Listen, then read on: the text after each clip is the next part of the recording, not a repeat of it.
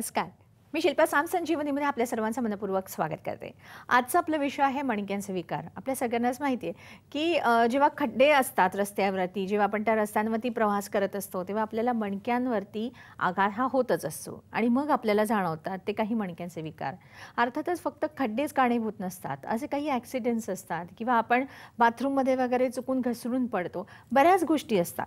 मग जेव्हा आपण डॉक्टरांकडे जातो तेव्हा वेदनाशामक औषधं घेतल्यानंतर सुद्धा आपल्याला बरं वाटलं नाही तर डॉक्टर आपल्याला ऑपरेशनचा सल्ला देतात आणि मग तेव्हा मात्र आपल्या मनामध्ये धास्ती बसते की आता ऑपरेशन मी करू का नको. ऑपरेशनबद्दल अनेक समज आणि गैरसमज आपल्या मनामध्ये आहेत. हे समज गैरसमज दूर करण्याचा आपण प्रयत्न करणार आहोत. आज आपल्याबरोबर आहेत डॉक्टर सचिन महाजन. आपण यांचं स्वागत करूया. डॉक्टर संजीवनीमध्ये तुमचं मनपूर्वक स्वागत. नमस्कार. खरं तर डॉक्टर जे आहेत ते एक मणका विकार तज्ज्ञ असून ते न्यूरोसर्जन देखील आहे. न्यूरोसर्जरीचे त्यांचे जेव्हा शिक्षण पूर्ण झालं त्याच्यानंतर त्यांनी जपान आणि कॅनडा येथे मणका विकारावरती, ह्या मणक्यांवरती आपण कसे उपचार करू याबद्दल देखील विशेष प्रशिक्षण घेतले आहे आणि सध्या ते सह्याद्री ग्रुप ऑफ हॉस्पिटल्स म्हणजे कार्यरत आहे. सह्याद्री ग्रुप ऑफ हॉस्पिटल ही जी चेन आहे ना ती महाराष्ट्रातील सर्वात मोठी, महाराष्ट्रामधील जी आहे ती सर्वात मोठी हॉस्पिटलची शृंखला आहे. उत्तम दर्जाची सेवा सहजरित्या वाजवी दरात उपलब्ध करून देणे हेच या संस्थेचे ध्येय असून मोठ्या शहरांपुरती ही सेवा मर्यादित ठेवलेली नाही आहे. त्यांनी आंतरराष्ट्रीय स्तरावरती प्रस्थापित होण्यासाठी पुण्याच्या बरोबरीनेच नवी मुंबई, कराड, नाशिक आणि जालना या महाराष्ट्रातील इतर जिल्ह्यांमध्ये देखील स्पेशालिटी मेडिकल इन्स्टिट्यूटने आपली ही सेवा विस्तारित केली आहे आणि डॉक्टर चारुदत्त आपटे यांच्या कल्पनेचे हे मूर्त स्वरूप मानले जाते. खरं तर आज आपण डॉक्टरांकडून जाणून घेणार आहोत मणक्यांच्या विकारांबद्दल. तुमच्या मनामध्ये जर काही प्रश्न असतील तुम्ही आता थेट डॉक्टरांना विचारू शकता. यासाठी म्हणून तुम्हाला जो आपला नंबर लागेल तो आपला फोन नंबर आहे. तो नंबर मात्र तुम्ही लिहून घ्या. नंबरचा आहे 66843333. मुंबई बाहेरील सगळ्या प्रेक्षकांनी 022 हा STD कोड लावायचा. चला तर कार्यक्रमाला सुरुवात करूया. सर, जसं मी म्हटलं की मणक्यांबद्दल मुळातच प्रत्येकाच्या मनात थोडी ना थोडी तरी भीतीही असतेच. तर सर्वात प्रथम आपण ह्या मणक्याची जी रचना आहे तिची माहिती करून द्याल का सगळ्यांना? नक्कीच. तर मानवी मणका जो असतो तो साधारण S आकाराचा असतो. तो सुरू होतो कवटीच्या किंवा आपल्या डोक्याच्या मुळापासून ते खाली माकड हाडापर्यंत जातो. त्या मणक्यामध्ये 4 मेन भाग असतात. एक म्हणजे मानेचा मणका, दुसरा म्हणजे छातीचा मणका, तिसरा म्हणजे कमरेचा मणका आणि खालती माकड हाड.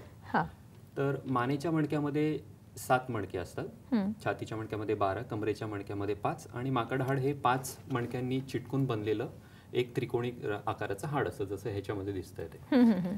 तर प्रत्येक मणका हा अंगठीच्या आकाराचा असतो आणि जसं आपण वरतून खाली येत जाणार तेव्हा आपण बघूयात की वरती हा मणक्याचा आकार छोटा आहे पण खाली येत जाता जाता त्या मणक्याचा आकार मोठा होत जातो. कारण की हा मणका म्हणजे आपला स्तंभ आहे. म्हणजे पूर्ण कमरेवरचं शरीर जे आहे ते या स्तंभावरती अवलंबून असतं. या स्तंभावरती त्याचं वजन अवलंबून असतं. म्हणून वरनं खाली येता येता त्या मणक्याचा आकार वाढत जातो आणि एरिया पण वाढत होतो, जेणेकरून मणक्याला वजन धरायला सोपं जाईल. पण या आधारासोबत मणक्याला लवचिकतेची पण गरज असते. म्हणूनच एक अखंड हाडाचा तुकड्याचा उपयोग नव्हता. म्हणूनच काय आहे तर प्रत्येक 2 मणक्यांमध्ये एक गादी आहे आपल्याला, किंवा गादी किंवा चकती किंवा खुर्ची आपण म्हणतो. ती नरम असते, ती शॉक ॲब्झॉर्बरचं काम करते आणि प्लस मणक्याला लवचिकता प्रदान करते. आता प्रत्येक मणक्याचा आकार जर आपण बघितला, असा आडव्या ह्याच्यामध्ये बघितला तर असा अंगठीसारखा असतो. ओके. तर असं समजा की एवढ्या सगळ्या अंगठ्या आपण एकमेकांवर रचल्या तर कशी नळी तयार होईल तशी नळी तयार होते आणि ती मेंदूच्या खोडापासून सुरू होऊन थेट माकड हाडापर्यंत जाते. त्या नळीमध्ये आपली मज्जारज्जू किंवा थोडक्यात आपल्याला मेन केबल जिला म्हणता येईल, म्हणजे मेंदू हे पॉवर स्टेशन म्हणलं तर ही मज्जारज्जू मेन केबल आणि त्याच्यातनं निघणाऱ्या नसा, या छोट्या छोट्या होल्समध्ये ज्या नसा निघतात त्या म्हणजे पुढच्या छोट्या केबल्स. तर असं हे पॉवर स्टेशनचं काम असतं. मेंदूचा कंट्रोल दोन्ही हात, दोन्ही पाय, लघवी आणि शौचावरती ह्या मज्जारज्जू आणि त्या नसांद्वारे असतो. मज्जारज्जू ही कमरेच्या पहिल्या मणक्यापर्यंत असते. त्याच्या खाली फक्त नसा असतात आणि त्या नसा दोन्ही पायांना जातात आणि लघवी आणि संडासला जातात. ओके. तर हा हे थोडक्यात मणक्याची संरचना. ओके सर, खरं आता ही मणक्यांची जेव्हा संरचना आपण पाहिलेली आहे त्या मणक्यांच्या विकारांकडे आपल्याला आता वळायला काही हरकत नाही. मणक्यांचे विकार आपल्याला कोणकोणते आढळतात आणि नेमकी लक्षणं आपल्याला सर्वप्रथम काय दिसून येतात? तर सगळ्यात कॉमन जो मणक्याचा विकार जो आपल्याला आढळतो तो म्हणजे स्पॉन्डिलोसिस किंवा वयोमानानुसार मणक्याला येणारी झीज, तो सगळ्यात कॉमन विकार आहे.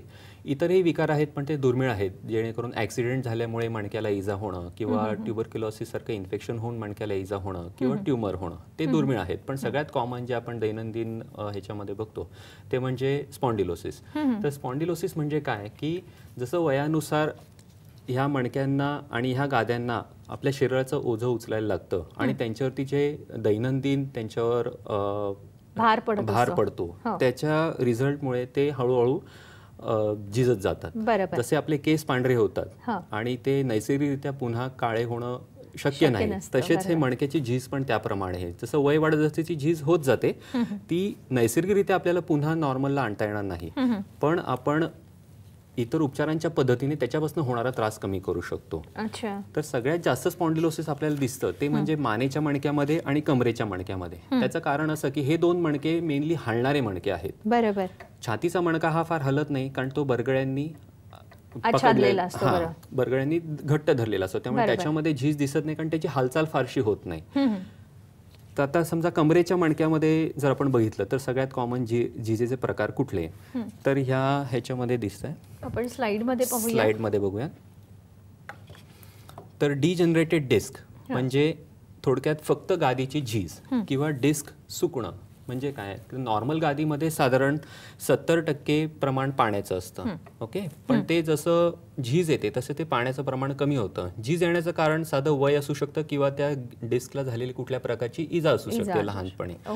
तर ह्याचा परिणाम म्हणजे ह्याचं चिन्ह म्हणजे किंवा लक्षण म्हणजे काय, तर पेशंटला फक्त पाठदुखी होईल, स्थानिक दुखणं येतं. म्हणजे कमरेच्या मणक्याची गादी जर झिजली तर कमरेमध्ये दुखणं येईल, मानेच्या मणक्याची गादी झिजली तर मानेमध्ये दुखणं येईल. हा पहिला प्रकार आहे. दुसरा प्रकार आहे की ज्याच्यामध्ये एखाद्या गादीचा तुकडा थोडासा बाहेर आला आणि तो एखाद्या बाहेर येणाऱ्या नसेला दाबला तर त्याला आपण हर्निएटेड डिस्क किंवा स्लिप डिस्क म्हणतो. आणि त्याच्यापासून होणारा त्रास म्हणजे नसेच्या एरियामध्ये दुखणं. आता समजा कमरेतनं पायाला जाणारी नस दाबली गेली तर खुब्यातनं मांडीच्या मागे, पोटरीमध्ये आणि खाली टाचेला किंवा घोट्याला जाणारी नस दुखली, ज्याला आपण शायाटिका म्हणतो कॉमन भाषेमध्ये, तर ते चिन्ह या स्लिप डिस्कमुळे दिसून येतं, ओके. तर या MRI मध्ये दिसते आपल्याला ही डिजनरेटेड डिस्क. जी नॉर्मल डिस्क आहे ज्याच्यामध्ये पाण्याचं कंटेंट नॉर्मल असतं त्याच्यामध्ये ही MRI मध्ये अशी पांढरट दिसते, पण जी झिजलेली डिस्क आहे ती अशी काळपट दिसते. तिसरा जो प्रकार आहे आजाराचा हा पण एक हर्निएटेड डिस्कचा प्रकार आहे. तिसरा प्रकार जो आहे ज्याला आपण म्हणतो लंबर कॅनल स्टिनोसिस, हा थोडा वयस्कर लोकांना होणारा आजार आहे. ह्याच्यामध्ये काय होतं, जी नसांची पिशवी असते कमरेच्या मणक्यामध्ये ती 3 बाजूनी वेगवेगळ्या अवयवांनी दाबली जाते. तर पुढून आता ह्याच्यामध्ये दिसते, पुढून ही गादी मागे आली आहे, ती त्या नसांच्या पिशवीला चिमटा करते. परत मागणं हे लिगामेंटम फ्लेवम नावाचं एक लिगामेंट असतं, ते सुजतं जसं वय वाढत जातं आणि ते सुजून त्या नसांना दाबतं. आणि तिसरी गोष्ट म्हणजे हे मागे फॅसेट जॉईंट नावाचे आपले सांधे असतात, ते पण सुजतात आणि ते तिघं मिळून म्हणजे पुढून ही गादी आणि मागणं ह्या दोन्ही बाजूला लिगामेंटम फ्लेवम आणि सांधे तिघं मिळून त्या गोल जी नसांची पिशवी असते तिला असं त्रिकोणी करून दाबून टाकतात. आणि त्याचं चिन्ह म्हणजे की पेशंटला चालताना दोन्ही पायांमध्ये दुखणं, कळा येणं, म्हणजे एस्पेशली खुब्यामध्ये, मांडीमध्ये आणि पोटऱ्यामध्ये, आणि मग थोडा वेळ चालल्यावरती बसावं लागणं. 5 मिनिटं बसलं की पुन्हा बरं वाटतं आणि मग पुन्हा पेशंट तेवढंच अंतर चालू शकतं. जसा आजार वाढत जातो तसा हळूहळू हे अंतर कमी कमी होत जातं. म्हणजे जो माणूस काल 1 किलोमीटर चालत होता ते हळूहळू 3-4 महिन्यानंतर त्याचा अर्धा किलोमीटर, मग पाव किलोमीटर, असं हळूहळू ते अंतर कमी कमी होत जातं. नक्कीच. म्हणजे खरं तर ही बरीच अशी लक्षणं दिसत असतातच, पण खरं तर ही लक्षणं जाणून घेणं अतिशय महत्त्वाचं आहे, कारण त्याच्यावरतीच आपले जे काही विकार असतात त्याचं स्वरूप ठरलं जातं. सरांकडे जाणून घेऊयाच ही लक्षणं अजून काय काय असतात ती. पण कार्यक्रमाचा पहिला फोन घेतोय आपण. यमाजीत चौधरी आपल्याशी बोलतायत बुलढाण्याहून. हॅलो, नमस्कार. हॅलो, नमस्कार. हा, नमस्कार मॅडम. हा, नमस्कार. तुमचा प्रश्न विचारा. हा मॅडम, माझे मान दुखते आणि असं मानाचं पासून वरती डोकं दुखते. मी MRI केले आमच्या औरंगाबाद मध्ये, तर MRI मध्ये मला कुठलाही असं काही म्हणजे प्रॉब्लेम नाही म्हटले. मी पुण्याला एक आयुर्वेदिक डॉक्टर दाखवलेलं, त्यांनी सांगितलं मानाचे मणके झिजलेले, तर त्यापासून डोके दुखू शकते का. अच्छा, त्यांनी कमरात पण प्रॉब्लेम सांगितला, तर मला लघवीला बी जळजळ होतं, त्यापासून होऊ शकते का, हा प्रश्न विचारायचा मला सरांना. ठीक आहे. तुमचं वय किती आहे चौधरी साहेब? 41 आहे मॅडम. 41 आहे. ठीक आहे, तुमच्या प्रश्नाचं आपण नक्कीच उत्तर जाणून घेऊया. आपण वेळ झाली आहे, एका ब्रेकची घेतो, एक छोटासा ब्रेक.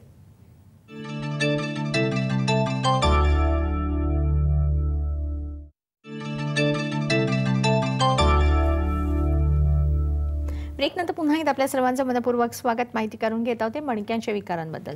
अर्थातच मणक्यांच्या विकारांसाठी ऑपरेशन्स देखील तितकेच महत्त्वाचे असतात का? अत्याधुनिक उपचारांमध्ये नेमकं काय सांगितलं आहे हे जाणून घेत आहोत. आज आपल्याबरोबर आहेत डॉक्टर सचिन महाजन. तुमच्या मनातले प्रश्न नक्कीच तयार ठेवा. पण ब्रेकवर जाण्यापूर्वी यमाजी यांचा जो आपल्याला प्रश्न होता त्या प्रश्नाचं आपण उत्तर जाणून घेऊया. त्यांनी असं म्हटलं होतं की त्यांचं मानेचं दुखणं आहे. MRI मध्ये असं दाखवलं गेलं की मणक्याची झीज झालेली आहे.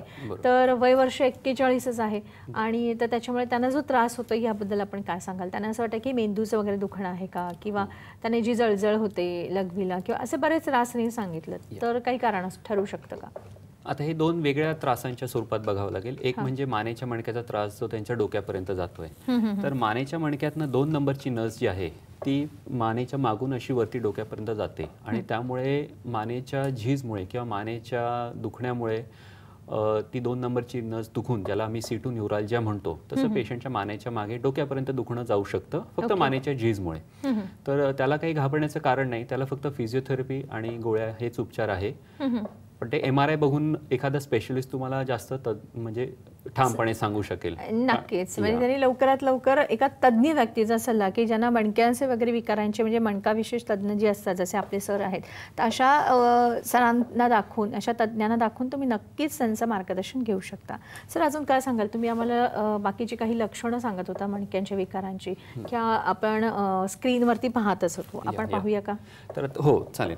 आता चौथा जो प्रकारचा मणक्याचा आजार आहे की ज्याच्यामध्ये आपण म्हणतो की मणका घसरणं किंवा एखादा मणका दुसऱ्या मणक्यावर घसरणं. सगळ्यात कॉमनली आपल्याला कमरेच्या मणक्यामध्ये दिसून येतं, की जसं आपल्याला ह्या फोटोमध्ये दिसून येत आहे की हा साईडने बघितलेला फोटो आहे, हे खालचं माकड हाड आहे आणि त्याच्यावरती हा 5वा मणका आणि हा 4था मणका. तर 5वा मणका हा माकड हाडावरती पुढे घसरलेला दिसतोय. तर या आजाराचं किंवा या विकाराचं चिन्ह म्हणजे पेशंटला जास्त वेळ उभं राहिल्याने एकदम म्हणजे 5 मिनिटं 10 मिनिटं उभं राहिले तरी त्यांना कंबर भरून येते आणि दोन्ही पायांची जर नस एखादी त्याच्यासोबत दाबली गेली असेल तर पायांमध्ये पण दुखणं जातं. तर हे कॉमनली चिन्ह असतं. हे मेकॅनिकल प्रॉब्लेम आहे, कारण कधी कधी पेशंटने कूस बदलताना सुद्धा हे दुखणं जाणवू शकतं पेशंटला. कधी कधी एवढी मणक्यांमध्ये वाजवीपेक्षा जास्त हालचाल होत असते. ओके सर, खरं तर ही सगळी मणक्यांची जेव्हा आपल्याला दुखणी निर्माण होत असतात किंवा जाणवत असतात, तर त्यासाठी तपासण्या देखील तितक्याच महत्त्वाच्या असतात. या तपासण्या कोणकोणत्या करायच्या असतात? मेनली मणक्यासाठी ज्या तपासण्या अवेलेबल आहेत त्या म्हणजे एक्सरे आणि MRI.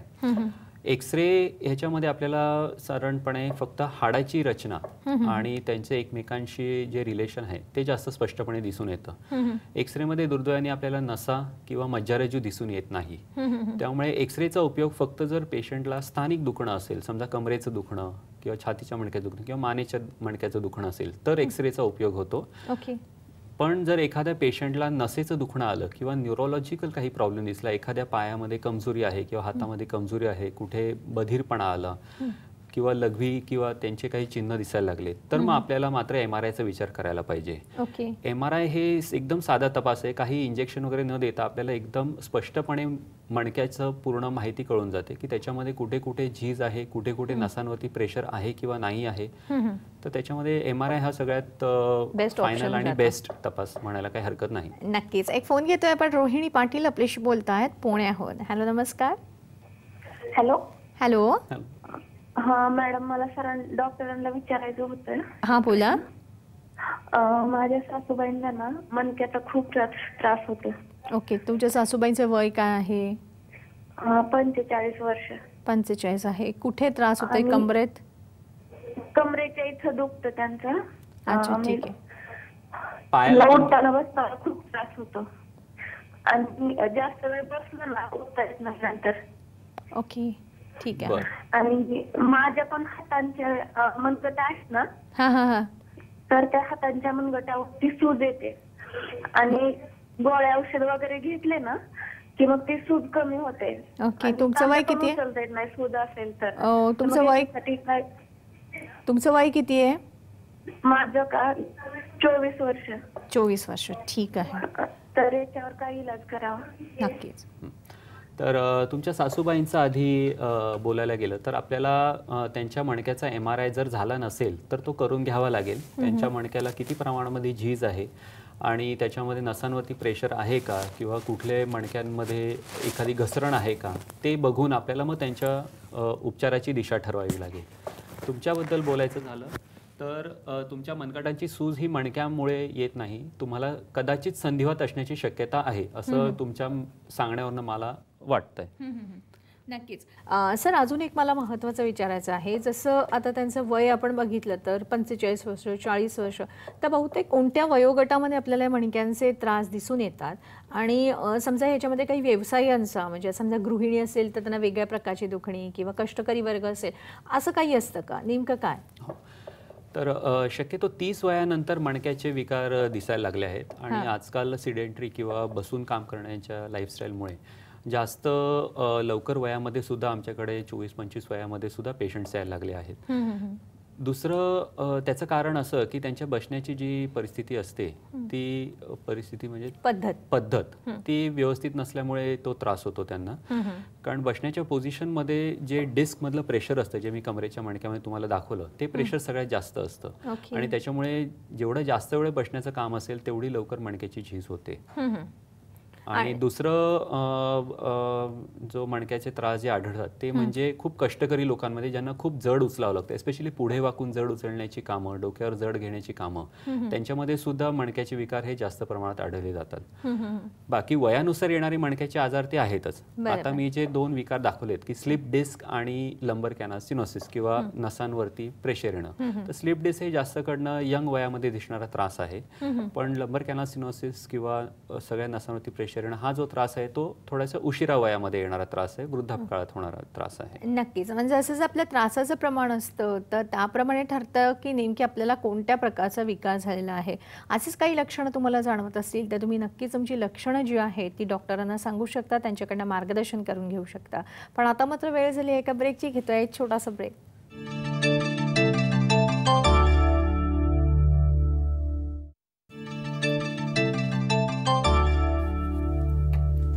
ब्रेकनंतर पुन्हा एकदा आपल्या सर्वांचं मनपूर्वक स्वागत. माहिती करून घेत आहोत मणक्यांच्या विकारांबद्दल. आज आपल्यावर आहेत सह्याद्री ग्रुप ऑफ हॉस्पिटल्सचे डॉक्टर सचिन महाजन.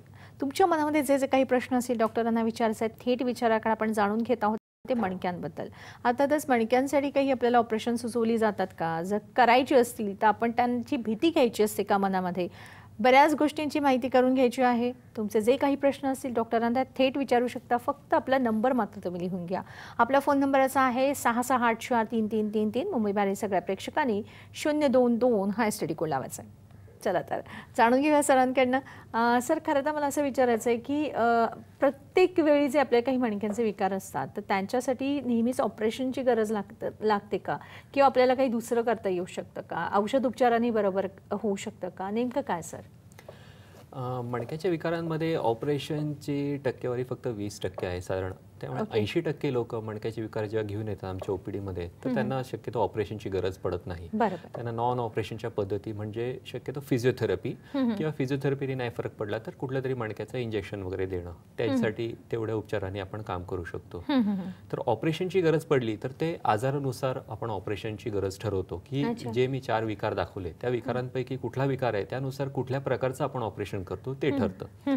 आता जे मी पहिलं दाखवलं की फक्त गादीला झीज आली त्याच्यासाठी शक्यतो काही ऑपरेशन नाहीये, ते फक्त फिजिओथेरपी याच विषयाने बरं होऊ शकतं. आणि फार कमी म्हणजे हार्डली 2 ते 3% लोकांना की ज्यांना आपण कितीही उपाय केले आणि ते गादीच्या झीजमुळे दुखणं जात नसेल तर मग आपण ती गादी काढून तिथे डिस्क रिप्लेसमेंट सर्जरी किंवा ती गाडी फ्युजन करून म्हणजे ते 2 मणके एकमेकांना चिटकून ते त्या प्रकारे पेशंटचं दुखणं कमी करू शकतो. पण ते फार कमी टक्केवारी आहे त्या आजारामध्ये.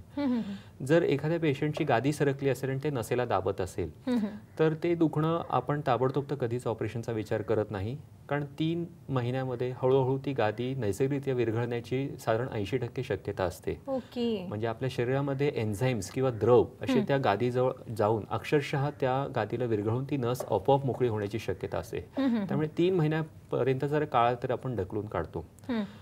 3 महिन्यानंतर जर सगळे उपाय करून सुद्धा पेशंटचं दुखणं कमी नाही झालं तर मग आपण ऑपरेशनचा विचार करू शकतो. दुसरं कारण, जर 3 महिन्याच्या आतमध्ये जर ऑपरेशन करायची वेळ आली तर ते शक्यतो अशा कारणासाठी असतं की समजा पेशंटचे सगळे उपाय करून सुद्धा पेशंटला असह्य दुखणं आहे तर मग आपल्याला कधी कधी ऑपरेशनची गरज पडू शकते. दुसरं म्हणजे जर पेशंटच्या एखाद्या पायामध्ये प्रोग्रेसिव्ह म्हणजे वाढत जाणारी कमजोरी असेल तर मग आपल्याला ऑपरेशनची गरज पडू शकते. आणि तिसरं आणि सगळ्यात महत्त्वाचं कारण की जिथे की आपल्याला अर्जंट आणि ताबडतोब ऑपरेशन करायची गरज पडते की जेव्हा लघवीच्या नसांवरती प्रेशर आलं असेल प्रचंड प्रमाणामध्ये तेव्हा मग आपल्याला खूप काळ थांबता येत नाही. म्हणजे अक्षरशः आम्हाला रात्री 12-1 वाजता सुद्धा ऑपरेशनची करायची वेळ येऊ शकते. कारण त्याच्यामध्ये जेवढा आपण वेळ वाचवू तेवढं पेशंटच्या लघवीच्या नसांची ताकद पुन्हा येण्याची शक्यता असते. त्याच्यामध्ये उशीर करून चालत नाही. म्हणजे मणक्यामध्ये एक ते ऑपरेशन आपण म्हणू शकतो की हे बाबा अर्जंटली केलं पाहिजे. त्यामुळे असं जर मणक्याच्या आजारांपैकी ज्यांना लघवीची चिन्ह वगैरे येत असतील तर त्यांनी मात्र ताबडतोब मणक्याच्या स्पेशलिस्टचा सल्ला द्यावा असं माझं मत आहे. नक्कीच. म्हणजे खरं तर असे काही विशिष्ट सरांनी सांगितलेली लक्षणं आहेत तीच आपल्याला आढळली तर लवकरात लवकर आपण तज्ज्ञांचा सल्ला घेऊन ऑपरेशनचं करून घ्यायला काही हरकत नसते. आपण एक फोन घेऊया. हर्षद आपल्याशी बोलतायत. हॅलो, नमस्कार. हा, नमस्कार मॅडम. नमस्कार. हा, माझा डॉक्टर साहेबांनी एक प्रश्न विचारायचा आहे मला. हा, बोला. हा, मला मानेचं दुखणे आणि ते मानेचं दुखणं असं आहे की डावा हात त्याच्यामुळे माझा दुखतो. मान दुखायला लागली की डावा हात दुखतो लगेच. बरोबर. आणि डाव्या कुशीवर झोपलं ना तरी डावा कुशीवर जास्त वेळ झोपू शकत नाही. 10 मिनिटात माझं लगेच दुखणं सुरू होतं लगेचच. बरोबर. तुमचं कामाचं स्वरूप काय? तुम्ही घरी काय करता नेमकं? मी घरकामच म्हणजे हाऊसवाईफ आहे मी. हाऊसवाईफ. वय किती आहे? आणि माझं वय आहे 31 वर्ष. 31 वर्ष. आणि हे दुखणं कधीपासून आहे तुम्हाला? मला दुखणं आता जवळजवळ 3 ते 4 वर्ष झालं.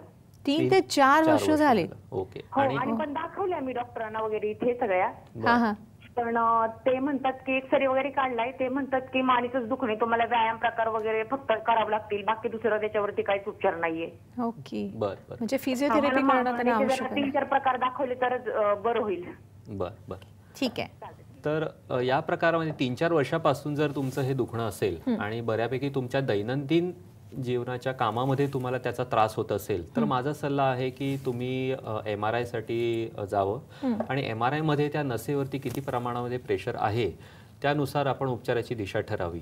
शक्यतो जेव्हा फक्त मानेच्या मणक्याचं नसेचं दुखणं असतं तेव्हा डायरेक्ट ऑपरेशनचा विचार पहिल्यांदा केला जात नाही. शक्यतो फिजिओथेरपी की ज्याच्यामध्ये ट्रॅक्शन हा एक उपाय आहे की जिथे आपण 2 मणक्यांमधलं अंतर वाढवलं तर नस बाहेर येण्याची जागा थोडीशी मोठी होते आणि पेशंटचं दुखणं कमी होऊ शकतं. त्या उपायाने कदाचित तुम्हाला फरक पडू शकेल. पण आधी सर्वप्रथम MRI करण्याची गरज आहे आणि मग त्याच्यानंतर उपचाराची दिशा. ऑपरेशनची शक्यता तशी कमी असते. सर, मग जसं आपण ऑपरेशन बद्दल आता वळलोच आहोत ऑपरेशनकडे, त्या नेमका वेगवेगळ्या प्रकारच्या शस्त्रक्रिया असतात का? नेमकं काय असतं सर? याबद्दल प्रत्येक मणक्यांच्या वेगवेगळ्या शस्त्रक्रिया का अत्याधुनिक आता जे आपल्या तंत्रज्ञानाच्या मदतीने वेगवेगळ्या शस्त्रक्रिया आलेल्या आहेत याबद्दल जर सर आम्हाला माहिती करून देता का? हो, नक्कीच. तर आता जे आपण पहिले 2-3 विकारांवरती डिस्कशन केलं तर तिसरा एक विकार म्हणजे की जेव्हा एखादा मणका दुसऱ्या मणक्यावर घसरतो हां, तर तेव्हा त्या मणक्याला आपल्याला जागेवर आणून किंवा तिथल्या तिथे त्या मणक्याला स्क्रू आणि रॉड फिक्स करण्याची गरज असते. तर ती एक टेक्नॉलॉजी आहे की ज्याच्यामध्ये आपण तंत्रज्ञानाच्या आधारे 2 मणके जेव्हा एकमेकांवरती घसरत असतात आणि त्याच्यानी मणक्याला कमकुवतपणा येतो तेव्हा आपण तिथल्या नसा मोकळ्या करून त्यांना अशा स्क्रू आणि रॉडने आपण फिक्स करतो की जेणेकरून त्यांची हालचाल आपण कायमची बाधित करतो आणि पेशंटचं दुखणं कमी होतं. म्हणजे ते स्क्रू लावल्या कारणाने त्याच्यामध्ये जो रॉड आहे तर त्याच्यामुळे ते मणके एकमेकांवरती येणारच नाही, हलूच शकणार नाही. ओके. म्हणजे त्या प्रकारे त्या कारण मणक्याच्या हालचालीमुळे पेशंटचं दुखणं असतं जास्त हालचालीमुळे बाजूपेक्षा. तर ती हालचाल जर आपण बाधित केली तर त्या तत्वाने पेशंटचं दुखणं कमी होतं. अजून नवीन टेक्नॉलॉजी म्हणजे दुर्बिणीची शस्त्रक्रिया, आपण जी कॉमनली ऐकली असेल ती. तर दुर्बिणीच्या शस्त्रक्रियेमध्ये पण 2 प्रकारच्या दुर्बिणीच्या शस्त्रक्रिया असतात. एक म्हणजे मायक्रो एंडोस्कोपिक सर्जरी आणि दुसरी म्हणजे एंडोस्कोपिक सर्जरी. मायक्रो एंडोस्कोपिक म्हणजे एक नळीसारखं ट्युब्युलर रिट्रॅक्टर आपण म्हणतो की जे नॉर्मल जे स्टँडर्ड आपले ऑपरेशन असतात किंवा नेहमी आपण रेग्युलर करणारे ऑपरेशन असतात की ज्याच्यामध्ये मोठी चीर घेऊन आपल्याला त्या ऑपरेशनच्या छोट्याशा जागी जाऊन ते छोटंसं काम करावं लागतं. तर ह्या ट्युब्युलर रिट्रॅक्टरच्या साहाय्याने आपण तेच काम छोट्याशा अशा नळीच्या रिट्रॅक्टरने करू शकतो. शेवटी आपण काम तेच करणार आहोत, जे मोठी चीर घेऊन करणार आहे किंवा हे नळी घालून करणार आहे जे काम आपल्याला करायचं ते आपण तेच करायचं आहे, नस मोकळी करणं किंवा गादीचा तुकडा बाहेर काढणं. पण ते एवढा मोठा काप न घेता छोटासा काप घेऊन स्नायूंना न कापता त्याच्याने ह्या तंत्रज्ञाने आपण पेशंटचं दुखणं कमी करू शकतो. तर ह्याचा फायदा काय आहे, म्हणजे मूळ आता लक्षात आलं असेल की हे एवढं छोटंसं काप आहे, तर तिथेच आपल्याला कळलं की पेशंटचं ऑपरेशन नंतरचं दुखणं किती कमी प्रमाणात राहील. म्हणजे जे आधी 2 इंच काप असेल त्याच्या जे आपण फक्त जर 2 सेंटीमीटर काप केलं तर पेशंटचं दुखणं ऑटोमॅटिकली कमी राहणार. त्यामुळे पेशंटची रिकव्हरी पण फास्ट असते. म्हणजे आम्ही हे ऑपरेशन जर सकाळी केलो तर आपण संध्याकाळीच पेशंटला चालवतो फिरवतो, दुसऱ्या दिवशी आपण जिने चढउतर करतो आणि दुसऱ्या दिवशी पेशंटला घरी पाठवू शकतो.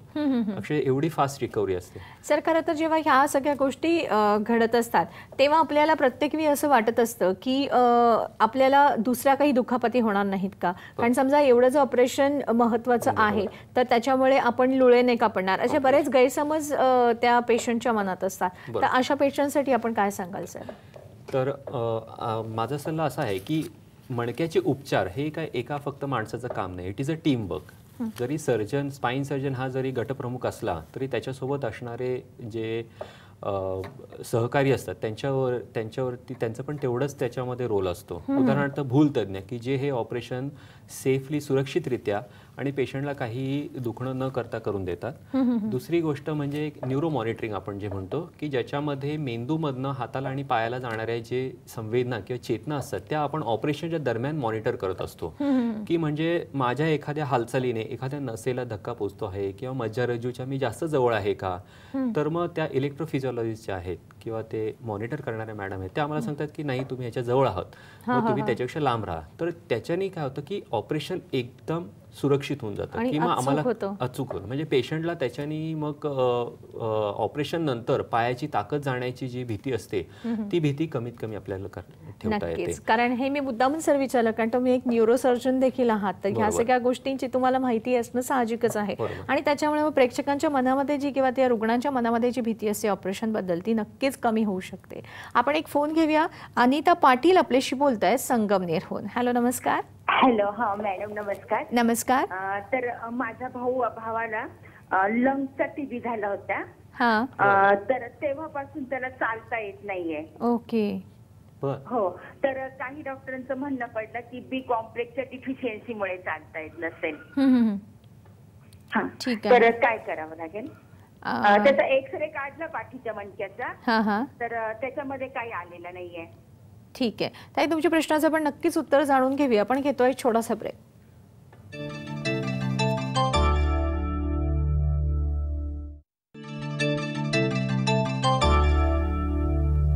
ब्रेकनंतर पुन्हा एकदा आपल्या सर्वांचा मनपूर्वक स्वागत. माहिती करून घेत आहोत मणक्यांच्या विकारांबद्दल. आज आपल्याबरोबर आहेत सह्याद्री हॉस्पिटलचे डॉक्टर सचिन महाजन. सरांकडनं जाणून घेण्यापूर्वी थोडक्यात मी आपल्याला हॉस्पिटलबद्दल या जरा माहिती करून देते. सह्याद्री हॉस्पिटल लिमिटेडच्या अंतर्गत एकूण 11 हॉस्पिटल्स, 1300 बेड्स, 1200 डॉक्टर्स आणि 2300 कर्मचारी यांच्यासह 25 लाख लोकांपर्यंत ही सेवा पुरवली जाते. आणि परदेशात देखील रुग्णांना हे उपचार सुरू करण्यात आलेले आहे. उत्तम दर्जा सेवा सहजरित्या वाजवी दरामध्ये हे उपलब्ध करून देणं हेच या संस्थेचं ध्येय आहे. तर आज आपण जाणून घेत आहोत सरांकडनं मणक्यांच्या विकारांबद्दल. पण सरांकडनं जाणून घेण्यापूर्वी अनिता पाटील यांनी जो प्रश्न विचारला त्या प्रश्नाचं आपण उत्तर सर्वप्रथम जाणून घेऊया. त्यांच्या भावाला सर लंग्सचा टीबी झालेला होता आणि आता त्यांना चालता वगैरे येत नाहीये, तर त्यांना खूप त्रास होतोय. तर नेमका काय कारण असू शकेल हे आपण त्यांना सांगू शकतो का? चालता न येण्याचं कारण जर पायाला कमजोरी असेल तर लंग्सचा टीबी हा मणक्यामध्ये पसरून मणक्यामधल्या मज्जारज्जूवरती प्रेशर आल्यामुळे हे झालं असेल. सगळ्यात कॉमनली किंवा सगळ्यात सामान्यतः छातीच्या मणक्यामध्ये टीबीचं प्रमाण खूप जास्त असतं. आणि जरी एक्सरेवरती काही आपल्याला चिन्ह दिसली नाही तर MRI वरती अशी बरीचशी चिन्ह दिसून येऊ शकतात की ज्याच्याने आपल्याला निदान होतं की बाबा ह्यांच्या मज्जारज्जूवरती प्रेशर आहे आणि मग ते प्रेशर आपल्याला कमी करून पेशंटची ताकद सुधारण्यासाठी मदत करू शकतो. त्यामुळे जर आता ऑलरेडी त्याला पायांची ताकद कमी होण्याची चिन्ह असेल तर मी तर म्हणेन ताबडतोब आपण MRI करून त्याचं निदान करून घ्यावं की का त्याची ताकद कमी झाली आणि त्याला चालायला त्रास होतोय. नक्कीच. म्हणजे खरं तर लवकरात लवकर त्याने तज्ञांचा सल्ला घेऊन त्याच्यावरती उपचार करणे आवश्यक आहे. कारण जोपर्यंत अजून तो चालतो आहे किंवा त्याची ताकद कमी झाली असं तुम्हाला वाटतं त्या अगोदरच त्यांनी उपचार करून घेणे आवश्यक आहे. सर, तुम्ही ऑपरेशन्स बद्दल सांगत होता की अद्यावत अशी काही वेगवेगळे तंत्रज्ञान आहेत, मगाशी जसं तुम्ही सांगितलं होतं, तर या पद्धतीने अजून कोणकोणत्या उपचारांची आपण ओळख करून देता? हो, तर हे मी जेव्हा मायक्रो एंडोस्कोपिक टेक्निक तुम्हाला सांगत होतो की आपण ट्यूब घालून ते आपण ऑपरेशन करतो, तर ते ऑपरेशनच्या वेळेला ते असं दिसतं. त्यामुळे जे नॉर्मल ऑपरेशनमध्ये साधारण एवढी भाग आहे, हा ऑपरेशनच्या आतला भाग आहे. ही इथे आपल्याला ही नस दिसते जी आपण मोकळी केलेली आहे आणि ही नसांची पिशवी आहे. हे आपण ऑपरेशनच्या डायरेक्ट ट्यूबच्या आतमधनं बघतोय. ओके, नॉर्मली ह्या ऑपरेशनसाठी आपल्याला कमीत कमी 1-1.5 इंचाची तरी चीर घ्यावी लागली असते, पण हे छोट्याशा आपण जागेतनं ते ऑपरेशन करून पेशंटचं कमीत कमी रक्तस्राव करून आपण व्यवस्थित ऑपरेशन करू शकलो. म्हणजे कुठलेही स्नायू वगैरे न कट करता आपण त्याच्यातनं म्हणजे ऑपरेशन करू शकतो. दुसरे जे प्रकार आहे तो दुर्बिणीची एक शस्त्रक्रिया की प्युअर दुर्बीण आपण जी वापरतो त्याचा उपयोग कमी लोकांना होतो, पण जेव्हा एखादी नस ती जिथे बाहेर पडते मणक्यातनं त्या ठिकाणी जर ती दाबली जात असेल तर त्याला फोरामिनल एंडोस्कोपी किंवा या पद्धतीने आपल्याला दुर्बिणीने ती डिस्कचा तुकडा काढून ती नस तेव्हाच्या तेव्हा मोकळी करू शकतो. इतर पद्धती ज्या आहेत की इंजेक्शन्सच्या पद्धती आपण म्हणतो की जेणेकरून की गादी बाहेर आलेली आहे, नसावरती फार प्रेशर नाही आहे आणि फार काळही उलटला नाही आहे, पण फिजिओथेरपी आणि ह्या त्या पद्धतीने पेशंटला फरक पडत नाही, पण लगेचच ऑपरेशन करावे अशी पण कंडिशन नाही. मग मधले उपाय म्हणजे आपण इंजेक्शन्सचा उपयोग करतो. त्यातलं एक सगळ्यात कॉमनली देणारा इंजेक्शन म्हणजे ओझोन नावाचा वायू इंजेक्शन असतो की जो आपण त्या गादीमध्ये दिला तर तो केमिकल रिॲक्शनने ते गादीचा तुकडा विरघळवून पेशंटच्या नसेला मोकळं करण्यासाठी मदत करतो. तर ती पण एक पद्धत आहे आपल्याकडे जी आपण सह्याद्रीमध्ये कॉमनली अवलंबतो की पेशंटचं दुखणं कमी करण्यासाठी. नक्कीच सर, आपण एक फोन घेऊया. साहिल शेख आपल्याशी बोलतायत. हॅलो, नमस्कार. नमस्कार मॅडम. नमस्कार, बोला मॅडम. मला आहे ना कमरेत थोडं दुखतंय, मध्ये फाल्ट आहे सांगितलं डॉक्टरांनी. सांगितलं फाल्ट आहे म्हणून. डॉक्टरांनी काय सांगितलं? काय आहे? बाक आहे, मणक्यामध्ये फाल्ट आहे म्हणून. गाठ आहे. ओके ओके ओके, ठीक आहे. मराठी बोलता येत नाही मला बरोबर. नाही, काही हरकत नाहीये, पण तुमचा प्रश्न आम्हाला कळलेला आहे. आपण जाणून घेऊया त्याचं उत्तर सरांकडनं. सर, काय सांगाल? त्यांच्या कमरेचं ते दुखणं आहे, तर आता त्याच्या मणक्याला गाठ आली म्हणून डॉक्टरांनी सांगितलेलं आहे, निदान केलंय. काय करता येऊ शकतं?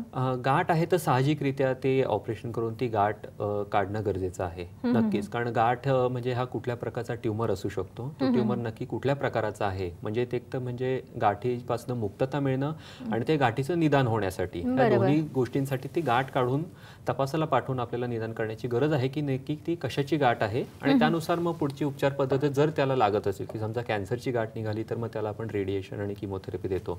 पण शक्यतो मणक्यामध्ये होणाऱ्या गाठी खूप कॅन्सरच्या म्हणजे मणक्या म्हणजे मज्जारज्जू आणि नसांना होणाऱ्या गाठी शक्यतो कॅन्सरच्या कमी असतात आणि ते नसांवर येणाऱ्या गाठी असतात त्या ज्या कॅन्सरच्या नसतात.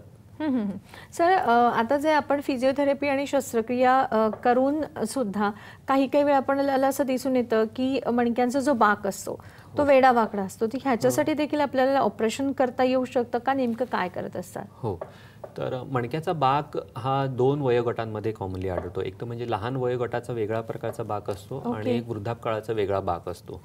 तर लहान म्हणजे किशोरवयीनमध्ये ॲडोलेसंट इडिओपॅथिक स्कोलिओसिस आपण जे म्हणतो तो एक प्रकारचा बाक असतो की जो खूप कॉमनली दिसतो आणि मुलींमध्ये जास्त कॉमनली दिसतो. हो, तर त्या बाकाचा पहिला उपचार म्हणजे जेव्हाही निदान झालं तेवढा शक्यतो आपण ब्रेस किंवा बेल्ट लावून उपचार करतो. पण जर तो बाक साधारण 40 ते 50 डिग्रीच्या वरती जात असेल तर मग आपल्याला ऑपरेशन करून तो मणका सरळ करावा लागतो.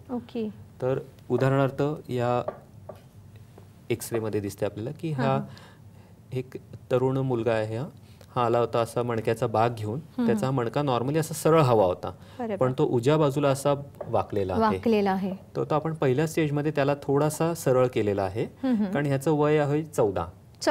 हा, तर मग ह्याचं वय वाढण्यासाठी आपल्याला कारण 16 वयापर्यंत त्याची मणक्याची वाढ होत असते, त्यामुळे तोपर्यंत आपल्याला मणक्याच्या वाढ होण्यासाठी तेवढी जागा द्यावी लागते. म्हणून आपण दर 6 महिन्याला किंवा 1 वर्षाला छोटी छोटी ऍडजस्टमेंट करून जे आपण इथे ऍडजस्टमेंट करतो तो मणका हळूहळू सरळ करतो जोपर्यंत की 16-18 वयापर्यंत ते मणका बरोबर त्याचा सरळ होऊन जाईल.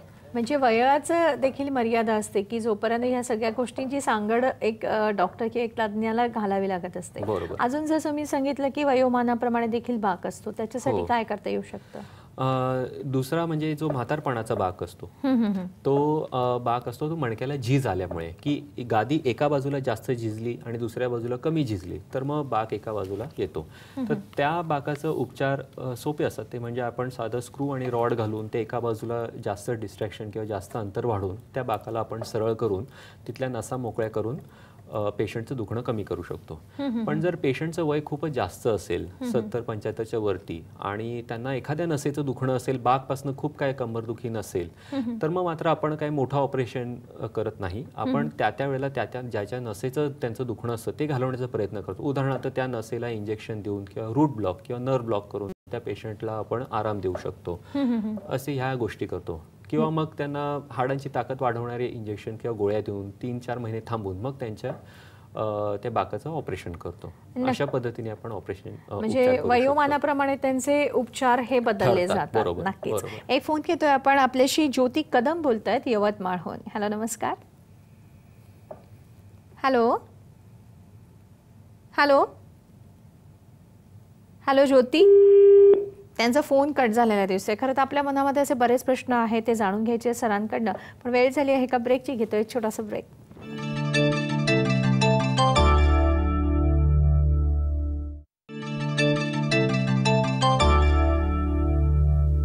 ब्रेकनंतर पुन्हा एकदा आपल्या सर्वांचं मनपूर्वक स्वागताचं पण माहिती करून घेत आहोत मणक्यांच्या विकारांबद्दल. यावरच आपल्याला मार्गदर्शन करत आहेत सह्याद्री हॉस्पिटलचे डॉक्टर सचिन महाजन. जाणून घेऊया सरांकडनं.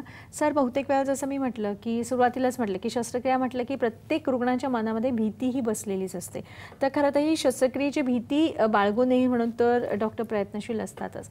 पण साधारणतः अजून एक महत्त्वाचा प्रश्न येतो तो म्हणजे ह्या शस्त्रक्रिया 100% यशस्वी होतातच का? किंवा आपलं दैनंदिन जीवन आहे ते आपलं जे रूटीन आहे ते आपण व्यवस्थित करू शकतो का? सर, आपण काय सांगाल? तर नॉर्मली शस्त्रक्रियेचा यशस्वीपणा हा ठरतो ऑपरेशनच्या आधी पेशंटची कंडिशन कशी आहे. आता समजा मानेच्या मणक्यामध्ये आणि छातीच्या मणक्यामध्ये जर आजार असेल आणि पेशंटच्या मज्जारज्जीवरती प्रेशर आले असेल, त्याच्याने पेशंटची चालण्याची ताकद कमी झाली असेल तर ऑपरेशननी आपण पेशंटची असलेली ताकद टिकवून धरतो. पण 80% लोकांना हळूहळू फिजिओथेरपीने त्याचा फरक पडत जातो आणि पेशंट जे आधी चालू शकत नव्हते ते बऱ्यापैकी चालता येण्याची शक्यता असते.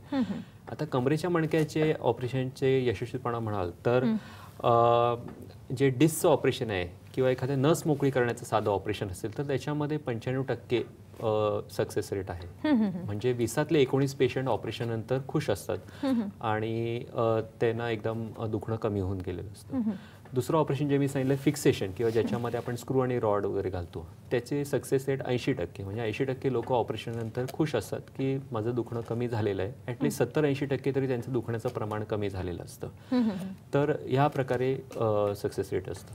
सर, साधारणतः असं असतं की समजा आता तुम्ही मणक्याच्या 4थ्या-5व्या मणक्याचं ऑपरेशन केलेलं आहे किंवा जर त्याच्यामध्ये आपण ती नस दबलेली आहे तिला सोडवली आहे, पण आपण त्याची गॅरंटी देऊ शकत नाही की त्याच्या पुढचं की 5व्या-6व्या मध्ये दबली जाते. असे जे पेशंट्स असतात तर त्यांच्यासाठी आपण काय सांगतात की मल्टिपल त्यांचे डिस्बल्ज असतो किंवा काही असतं, तर या अशा पेशंटना तुम्ही काय सल्ला देता? अशा पेशंट्सला ऑपरेशन झाल्यावरती आम्ही असे सल्ले देतो की व्यायामाचे सल्ले असतात किंवा त्यांनी जी पथ्य पाळायत अशा प्रकारचे सल्ले असतात की ज्यांना जेणेकरून त्या लेव्हलला सुद्धा पुन्हा गादीचा त्रास होऊ नये आणि प्लस आजूबाजूच्या लेव्हलला त्यांना वरच्या आणि खालच्या लेव्हलला गादी सरकून अजून परत नवीन नसा दाबल्या जाऊ नये म्हणून अशा प्रकारचे व्यायाम आणि फिजिओथेरपीचे सल्ले त्यांना देतो आणि पथ्य सांगतो नेमकी. नक्कीच. ही पथ्य काय असतात सर साधारणतः? पथ्य म्हणजे आता समजा ऑपरेशन झालं तर नॉर्मली आम्ही दुसऱ्या दिवशीच पेशंटला उभं करून चालवतो फिरवतो. तिसऱ्या दिवशी जिने चढउतर करायला लावतो. कमरेच्या मणक्याचं ऑपरेशन सांगतो तुम्हाला.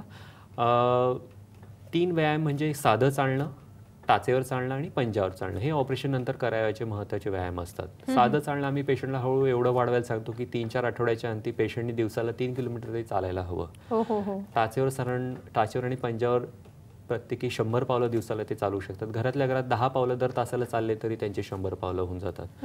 हे मेन व्यायाम आहेत कमरेच्या मणक्यानंतर. त्यामुळे दुसऱ्या दिवशीच चालणं, जे पूर्वी गैरसमज होता की कमरेच्या मणक्याचं ऑपरेशन झालं तर 3-3 महिने मला झोपून राहावं लागेल का, पण आजकाल तंत्रज्ञानाच्या आधारे आणि ज्या प्रकारे ऑपरेशन्स एवढे सुरक्षित झालेले आहेत त्या पद्धतीने आपण दुसऱ्या दिवशीच पेशंटला उभं करून चालवण्या फिरण्याचा प्रयत्न करू शकतो. पथ्य म्हणजे ऑपरेशन नंतर आम्ही सांगतो की 1.5 ते 2 महिन्यांपर्यंत तुम्ही पुढे वाकून जड उचलू नका, बाथरूमला शक्यतो ती कमोड वापरा आणि खाली बसायचं टाळा, कारण खाली बसून उठताना जे डिस्कमधलं प्रेशर असतं ते सगळ्यात जास्त असतं आणि स्नायूंना पण जास्त काम पडतं. त्यामुळे ऑपरेशन झाल्यानंतर जे स्नायूंमध्ये नाजूकपणा असतो त्याच्यामुळे पेशंटचं दुखणं वाढू शकतं. नक्कीच सर, कार्यक्रमाची वेळ संपत आली, तर जाता जाता तुम्ही आपल्या सगळ्या प्रेक्षकांना काय सांगू इच्छिता की जे ही ऑपरेशन्स करून घ्यायची असेल तर ती त्यांना परवडू शकतात का, नेमकं काय सर? तर मेन सल्ला म्हणजे मणक्याचा आजार किंवा मणक्याचा विकार झाला म्हणजे घाबरून जाण्यासारखं काही नाही आहे. त्याच्यावरती व्यवस्थित आणि आजकाल खूपच चांगल्या पद्धतीने उपचार दिसून येतात आणि खूप चांगल्या यशस्वीरित्या दिसून येतात. 80% लोकांना तर ऑपरेशन लागतं, 20% लोकांना जे ऑपरेशन लागतं ते पण तुम्हाला ऑपरेशनच्या आधी सक्सेस रेट किती आहे ते एखादा मणक्याचा तज्ज्ञ तुम्हाला नक्कीच सांगू शकेल की आपल्याला किती फायदा होऊ शकेल. आर्थिकदृष्ट्या बघितलं तर सह्याद्रीमध्ये वाजवी दरातच ऑपरेशन केलं जातं. परत मणक्याचे काही असे ऑपरेशन्स आहेत की जे जीवनदायी योजनेमध्ये जे आपल्या राज्य सरकारच्या जीवनदायी योजनेमध्ये ते बसतात, ते आम्ही त्या जीवनदायी योजनेमध्ये करून देतो. किंवा त्यांना त्यातही ऑपरेशन बसत नसेल किंवा अशी काही मणक्याची ऑपरेशन, तर आमची संवेदना म्हणून सह्याद्री हॉस्पिटलची एक संस्था आहे की जी चॅरिटेबल संस्था आहे की जी गरजू लोकांना मदत करते. तर या त्या पद्धतीने आपण गरीब लोकांना कमीत कमी खर्चामध्ये ऑपरेशन करण्यासाठी मदत करू शकतो. नक्कीच, म्हणजे असं काही नाही आहे की मणक्याचं ऑपरेशन्स म्हटलं की आपल्याला खूप खर्चाचा डोंगर उभा राहणार आहे. तर अशा काही संस्था देखील असतात की त्यांच्या मदतीने देखील आपण आपली जी ऑपरेशन्स आहेत ते कमी आणि वाजवी दरामध्ये आणि उच्च जे तंत्रज्ञान आहे त्याच्या मदतीने करून घेऊ शकतो. आज आपण इथेच थांबत आहोत. पुन्हा आपण भेटणार आहोत साम संजीवनीमध्ये एका नवीन विषयासह. तोपर्यंत नमस्कार. नमस्कार.